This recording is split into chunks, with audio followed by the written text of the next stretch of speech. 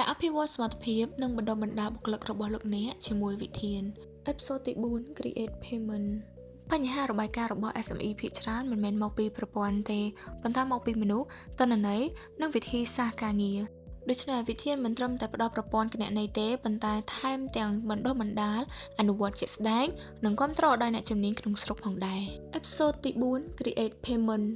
ជាដំបូងចូលទៅក្នុង Quick Access បន្ទាប់មកជ្រើសរើសយកពាក្យ Create Payment បន្ទាប់មកសូមបំពេញប្រតិបត្តិការទូទាត់ទៅអ្នកផ្គត់ផ្គង់បើមានព័ត៌មានផ្សេងៗសូមបំពេញជាបន្តបន្ទាប់រួចផុសដែលជាលទ្ធផលទី1នោះលោកអ្នកនឹងទទួលបាន Automate Accounting Entry ដោយលោកអ្នកគ្រាន់តែបំពេញប្រតិបត្តិការទូទាត់ទៅអ្នកផ្គត់ផ្គង់តែប៉ុណ្ណោះដូចនេះទោះបីជាលោកអ្នកមិនចេះ Debit Credit លោកអ្នកក៏អាចប្រើ System វិធាននេះបានផងដែរ